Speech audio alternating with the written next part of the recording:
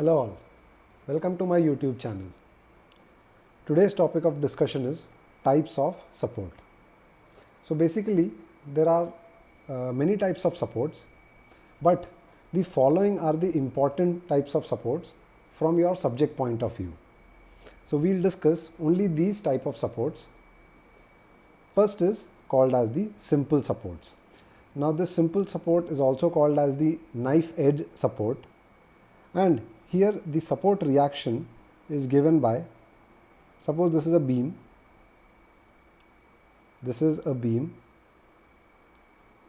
and on this is this end A and this is end B.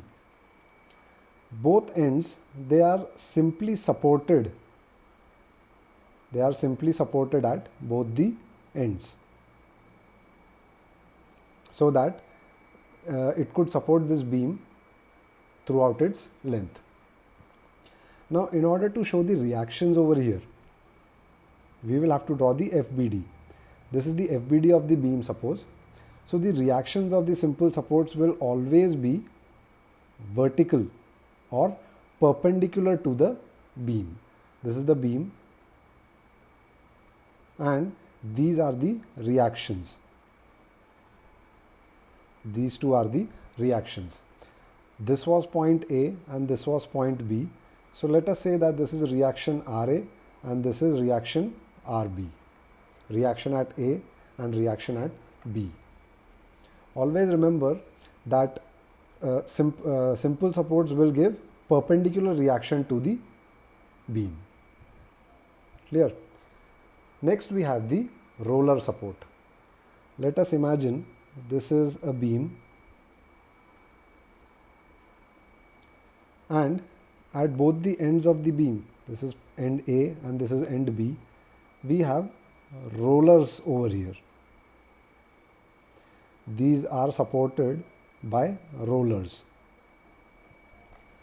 So the FBD of this roller or this support will be given as, this is the beam AB, and roller supports will always be normal to the surface on which the rollers are placed. So suppose these are the reactions, reaction at A and reaction at B. These reactions will always be normal or they will be perpendicular to the supports. In this case also the reactions are normal to the beam. Okay, it is normal to the surface actually.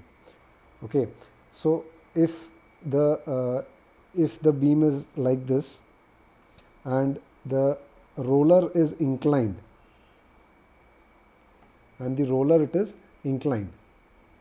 so this will produce a reaction in this manner. Okay, this reaction will be in the direction of the roller itself. Okay, it will be in the direction of the roller itself. Next we have the hinged or pinned support. Let us assume that this is a beam, this is end A, and here we have a hinge support. This type of a support is called as a hinged support. Okay, now if we need to draw the FBD, so FBD of the hinge support will be, this is point A. So here two reactions will occur. One reaction will be vertical and the other reaction will be horizontal. So we can say that this horizontal reaction will be RA horizontal and this vertical reaction will be RA vertical. Many books have other nomenclatures, so it doesn't matter. You can call it by any name. Now here we don't know whether the direction is going upwards or it is going downwards. Also this horizontal force, horizontal reaction, whether it is going rightwards or to leftwards. We have to assume it in any manner. It may go like this also. This reaction may go in this manner also. Okay, we have to assume that it is going in some direction. If the value comes out to be positive, means our assumption is correct. If the value comes out to be negative, means our assumption is wrong. When we will solve problems on this, we will come to know of it. The last type of support is called as the fixed support. So suppose this is a beam and the beam is fixed and it is fixed on the wall. So this type of a support is called as a fixed support, and this fixed support, if we need to draw the FBD of this fixed support, it will give three reactions. One will be vertical reaction, another will be horizontal reaction, and the third will be a moment M. Okay, this fixed support will give three reactions at this end. One vertical, if this is point A, this is point A, so this will be RAV. This will be RAH. RAV means RA vertical, RAH means RA horizontal, and moment about point A. Clear? So these are the four types of supports that you have to learn throughout your engineering mechanics subject. Next, let us learn about types of loading. Now, types of loading is divided into three categories. First is the concentrated load or the point load. Suppose this is a beam. This is a beam AB, and it is simply supported at both the ends A and B. Now here a load W is acting on the beam. Our load W is acting on the beam at this point C. This is the point C, and here this load W is acting. So this load is known as the point load or the concentrated load. Clear? Hence, any load acting at a point on a beam is known as the point load. If another load is there, suppose this is load F acting at point D. So again, this will also be a point load. In actual practice, it is not possible to apply a load at a point, okay, as it must have some contact area. But this area in comparison to the length of the beam is very, very small, or this area is very negligible. Clear? So this type of loading is known as the concentrated load or the point load, which acts at one single point. Now in a beam there may be one load, 1 point load, 2 point load, 3 point load, 4 point load. There may be any number of point loads depending on the problems. Okay. Next type of loading is the uniformly distributed load, which is also called as the UDL. So imagine this is a beam. This is a beam AB, which is again simply supported. Such type of a loading, if such type of a loading acts on a beam, then this type of loading is known as the uniformly distributed load. Okay, here what is happening, each unit length of the beam, it carries same intensity of the load. Okay, you can see each length of the beam, it is carrying same intensity. So suppose this intensity is given as W Newton per meter. This intensity is given as W Newton per meter, and the total length of the beam is given as L meters. The total length of the beam is L meters. So if we need to convert this uniformly distributed load to a point load, then this could be given as, this is the beam, this is simply supported at ends A and B, this is the same beam. If we need to convert this UDL to a point load, then the point load will act exactly at the center of the beam, and the magnitude of this point load will be given as W into L. W is the intensity of the UDL and L is the total length of the beam. Okay, so the magnitude or the value of the point load will be given as WL in Newton. In Newton, because this is Newton per meter W, and L is in meter. So this meter gets cancelled. So your point load will be in Newton. It could be shown like this also, or this point load can be represented in this manner also. This is A and B. Point load can be represented like this also. Okay, this is also a type of a rectangular loading. Here each unit length of the beam carries the same intensity of the load. Okay, hence it is called as the uniformly distributed load. Clear? The third type of loading is uniformly varying load. Now imagine a load like this. This is the beam, and imagine a load like this.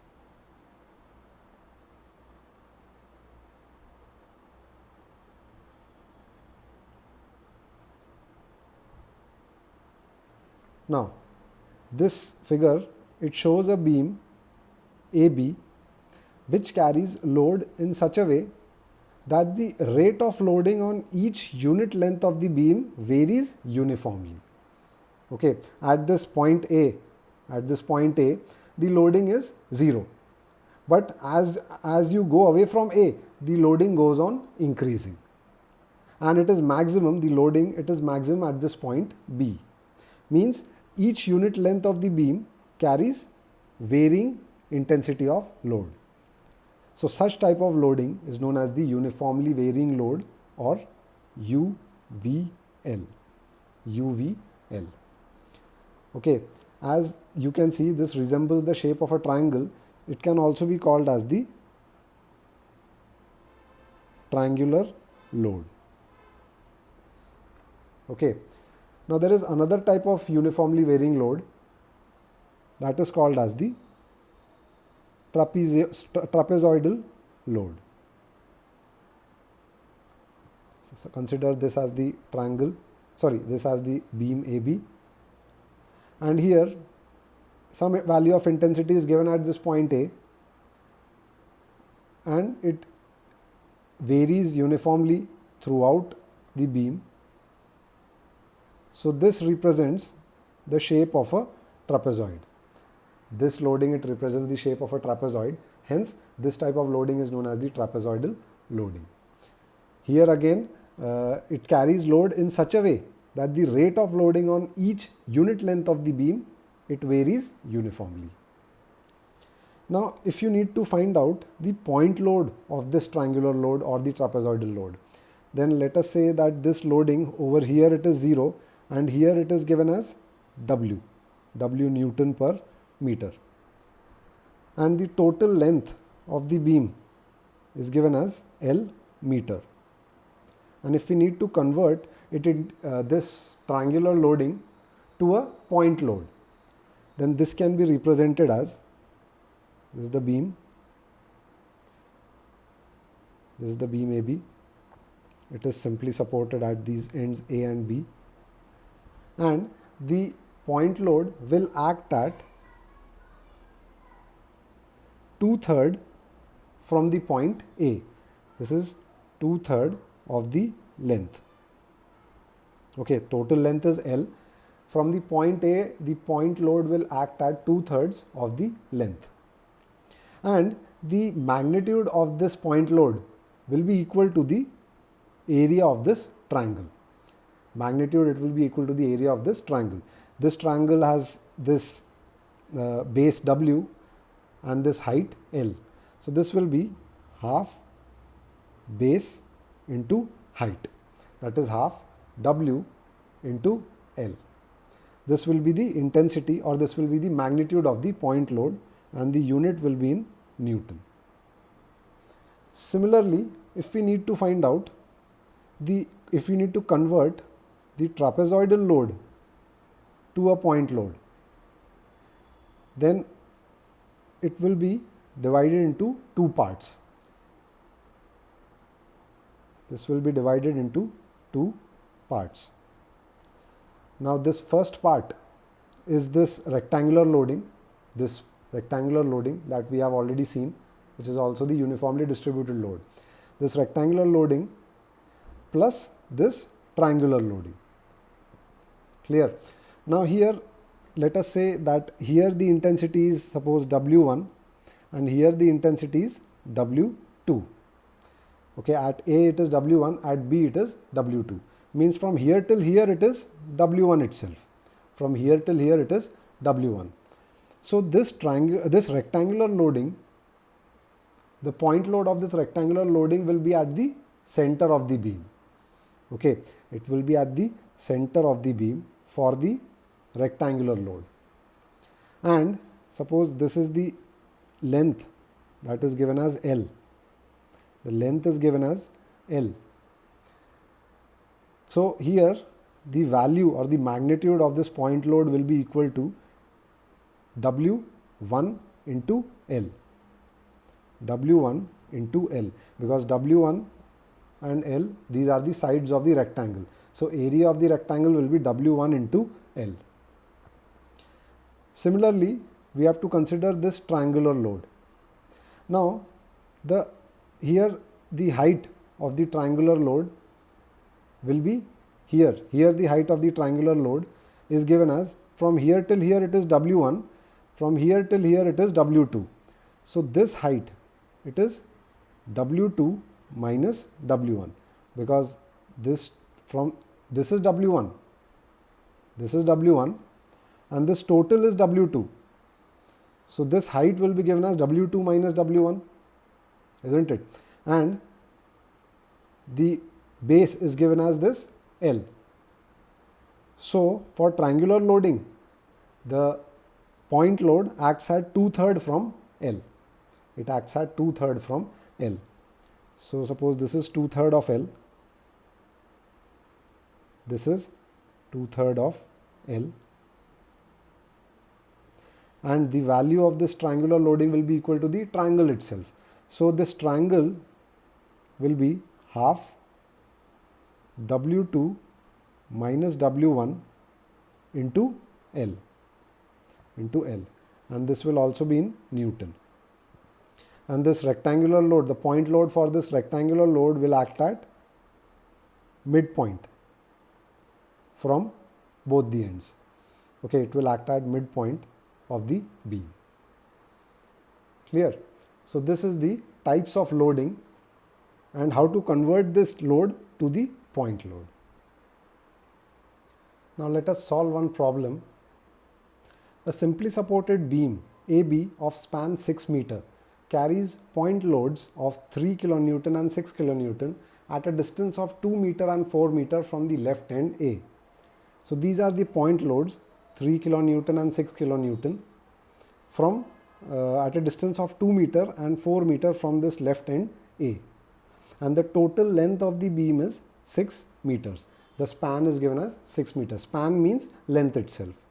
Span means length of the beam. We have to find the reactions at A and B. So let us say that this is reaction at A RA and this is reaction at B RB. Okay, as it is saying that it is a simply supported beam. So for a simply supported beam, we have seen that the reactions, they are given as, for a simply supported beam, this is a simple supports. So the reactions will be perpendicular to the surface. Okay, it will be perpendicular to the surface. So, and there are these point loads. These are 3 kN and 6 kN point loads or concentrated loads. So we need to find the reactions RA and RB. Okay, so we know about the conditions of equilibrium. What are the conditions of equilibrium? That we'll be applying over here. The conditions of equilibrium are, there are 3 basic conditions. They are, first is summation Fx equal to 0. That is the sum of the algebraic sum of all the horizontal forces will be equal to 0. Now consider this figure. Can you find any horizontal forces over here? No. there are no horizontal forces here. All forces are vertical. So this condition will not be valid over here. Okay. Next condition is summation Fy equal to 0. This means that algebraic sum of all the vertical forces in this given force system will be equal to 0. And what we have to assume, upward moving force will be plus and downward moving force will be minus. Vertically upward will be plus, vertically downward will be minus. So we have to add all the, summation means adding up all the values, adding up all the values of vertical forces. Okay, so what equation we will get over here? We will get this Ra. Now as Ra is moving upwards, vertically upwards, this will be plus. So it will be plus Ra. This is moving vertically downwards, so this will be minus 3. This is also moving vertically downwards, so minus 6. This is moving vertically upwards, so plus. So this will be plus Rb, and no other force is there. Okay, only these 4 forces are there. All this will be equal to 0. So we will get Ra plus Rb is equal to, this will be minus 9, minus 3 minus 6 is minus 9. If we send it to the right hand side, this will be plus 9. Okay, this is the first equation that we got. The third condition of equilibrium is summation of moments of all the forces in the given system should be equal to 0. Now summation of moment can be taken from any point. So let us take summation of moment from this point A. So summation of moment about the point A is equal to 0. And also what we are assuming? We have to assume that clockwise moments will be positive and anti-clockwise moments will be negative. We know that moment is force multiplied by perpendicular distance. Force multiplied by perpendicular distance is the moment. So in this case, if we need to find out the summation of moment about this point A, so first force is this Ra. As this Ra is passing through A itself, it will have 0 moment. So this will be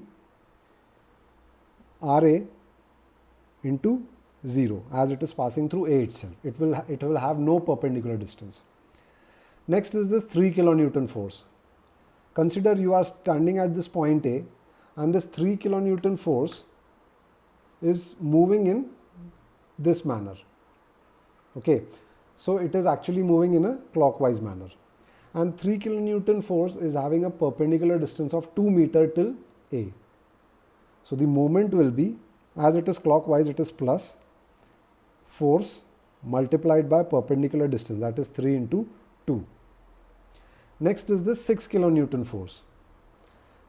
Standing at A, you see that this 6 kilonewton force is again moving in a clockwise direction. And the distance of this 6 kilonewton from this point A is 4 meters.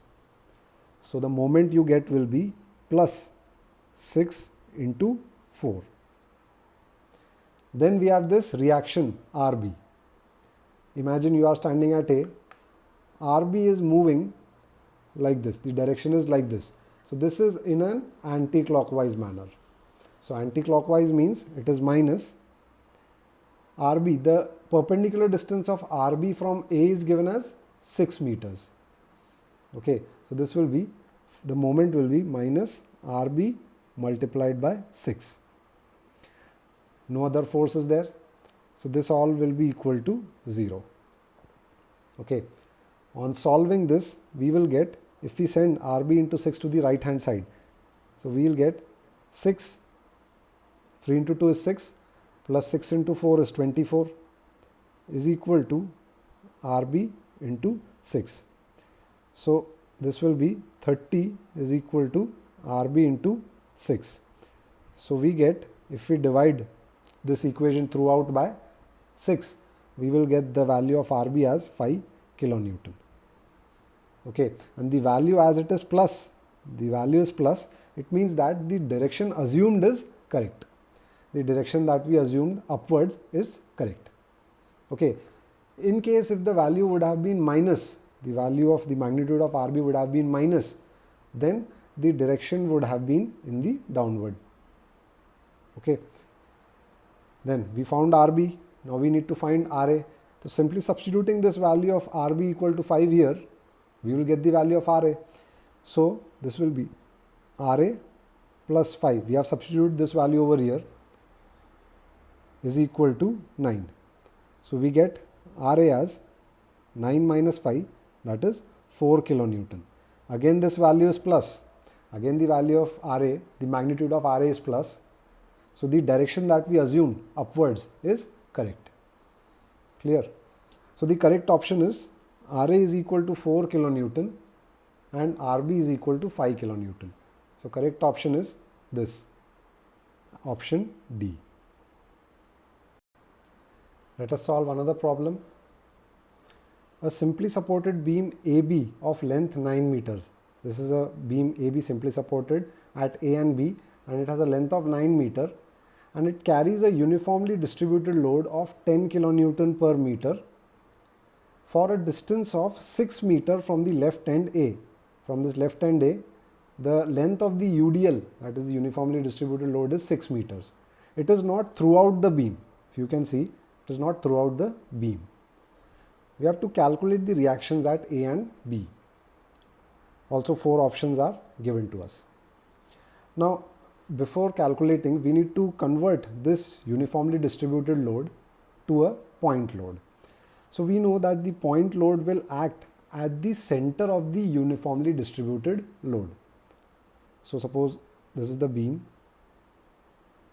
and we need to convert this UDL to the point load. Here these are the reactions RA and RB which we have to find out. This is the point A and this is point B. Now this 10 kilonewton per meter, it has a distance of 6 meters. It is laid at a distance of 6 meters. So the point load will be at the center of this UDL. It will not be at the center of the beam. Please keep this thing in mind. It will be at the center of the UDL, at the midpoint of the UDL. So midpoint of the UDL might be somewhere over here. Okay, so point load will be somewhere over here. Midpoint of the beam might be somewhere here. Okay, point load will not be here. Point load will be at the center of the UDL. Wherever the distance, till the distance of the UDL, it will be at the center of the distance of the UDL. So let us say that this is where the point load actually acts. Okay, this is the position, this is the point where the concentrated load acts. And the magnitude of this concentrated load will be equal to this intensity multiplied by this total length 6, not the total length 9, this length of UDL 6, 10 into 6. So this will be 10 into 6, that is 60. So this is given in kilonewton per meter and this length is in meter. So meter get cancelled and this value of 60 will be in kilonewton. This unit will be in kilonewton. Okay, and where will this act from this point A? At the center of the UDL. So total length of UDL is 6 meter. So center will be from here till here, it will be 3 meters, and here till here also it will be 3 meters. Okay, so this distance is actually given as 3 meters. Clear? And the total distance is 9 meters. Total length of the beam is 9 meters. Okay, so we have converted this UDL into a point load. Now we need to find these reactions RA and RB, again using the condition of equilibrium. Now summation Fx equal to 0 won't be applicable over here, as there are no horizontal forces. We have only vertical forces over here. So for vertical forces we have summation Fy equal to 0. Upward forces positive, downward forces negative. We have to assume. So let us say this will be RA is going upward, so it is positive. This 60 is going downwards, so it will be negative. So this will be minus 60. RB is going upwards, it will be positive, plus RB equal to 0. So what we'll get, Ra plus Rb is equal to 60. Okay, this will be Ra plus Rb, 60 we send to the right hand side. So this equation we'll get. Second condition of equilibrium is that summation of moment of all the forces should be equal to 0. Now moment you can find out about point A or about point B, it's up to you. Okay, let us find moment about this point B. Let us find moment about point B. So summation of moment about point B is 0. We are assuming clockwise positive and anti-clockwise moment negative. Now, as we are finding about this point B, we have this force Ra. Ra has a perpendicular distance of 9 meters till this point B.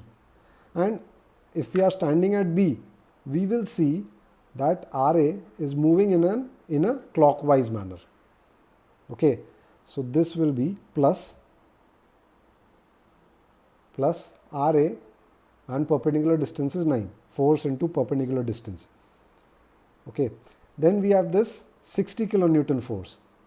Now the perpendicular distance of this 60 kilonewton force is given as 9 minus 3. This is 9 and this is 3. So this distance will be 6 meters, isn't it? So the moment will be 60 into 6, and this is moving in an anti-clockwise manner. Okay, 60 is moving in an anti-clockwise manner. So anti-clockwise means minus 60 into perpendicular distance is 6. And Rb, as Rb is passing through point B itself, it will not have any perpendicular distance, hence that will be equal to 0. So this total equation will be equal to 0. So we will get the value of Ra into 9 is equal to 60 into 6, we will send it to the right hand side, that will be equal to 360. Fine. Then Ra value will come out to 360 by 9, that is 40 kilonewton. Clear? Simply substituting this value of Ra here, we will get the value of Rb. So this will be 40 plus Rb is equal to 60. So value of Rb, it comes out to 60 minus 40, that is 20 kilonewton. So Ra is 40 and Rb is 20 kilonewton, which is the correct option. Ra is 40 and Rb is 20. So the correct option is option B.